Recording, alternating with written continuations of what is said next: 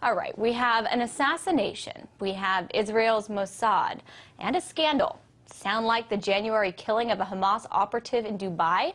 Well, actually, it's a new murder that has intelligence observers speculating about the now familiar scenario. This after a Syrian man was killed in broad daylight in Hungary. RT contributor Wayne Madsen is with me. He has more. Now, Wayne, why do you think Mossad was involved in this murder of a Hungarian-Syrian citizen? His name is Bassam Trash. I hope I didn't slaughter that, in Budapest. Well, we're seeing the same denials all around, not only from Israel, but also from Hungarian government officials. But at the same time, we're also hearing from Hungarian officials that they weren't made aware that two Gulfstream 5 aircraft belonging to the Israel Defense Force had been given permission to overfly Turkey, Bulgaria, and Romania, and were over Budapest at the same time Mr. Trash was gunned down while at his red light in his car in the suburbs of Budapest, and his briefcase, of course, was snatched by the killer. What we do know is the defense minister of Hungary said these two planes had the right, had permission to fly over Hungary, but we also now have the spokesman for the Israeli defense, the Hungarian Defense Ministry stating that there was no permission. We have the transport minister of Hungary saying that the overflights were illegal, and we have the Prime Minister, Gordon Bajnai, stating that he wants a full investigation. Now, he faces elections on April the 11th. He's a socialist, very unpopular government.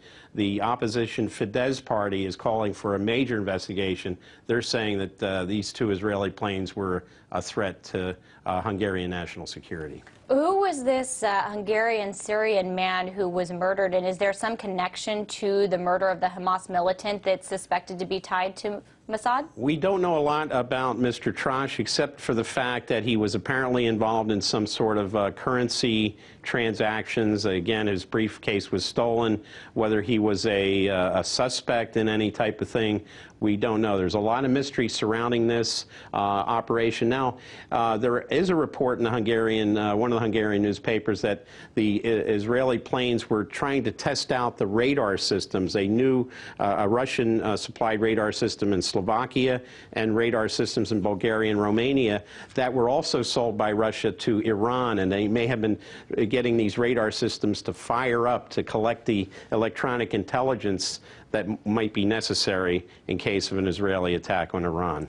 Now, you have some interesting viewpoints on the new role of Mossad. You even compared it in your article that I just read to what the SS did for German Nazis. Can you explain what you mean? Well, it's a big propaganda boon.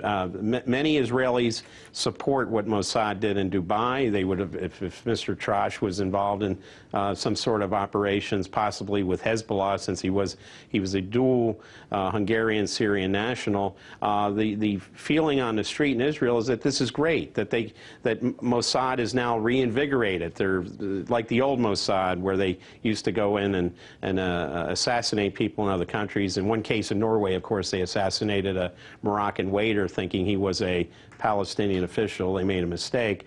But these are violations of international law, and the Israeli street seems to be very, good with that. They have no problem. Just like during the German period, the Nazi German period, people saw the exploits, reported the exploits of the Waffen-SS on the Russian front, and they were invigorated by this news. Okay, really quickly, we're almost out of time, but I really want to get to this point. Blogs I've been reading have, said that the Western media has been silent on this story, even though it's, headlines in Israel, the Arab world, Turkey, and Hungary. Why do you think that is?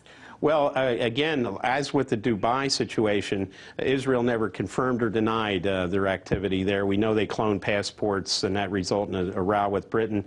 When there's an intelligence operation like this, there's a lot of denials, and we're getting a slew of them right now on the incident in Budapest. But why would the Western media not cover that? I'm not sure why the Western media is not covering it. Obviously, we've got the defense minister of Hungary stating that NATO knew about this, and by default, that's saying the United States knew about it. So possibly the U.S. government doesn't want a lot of attention paid to this story because of issues like the situation now with the START treaty with Russia.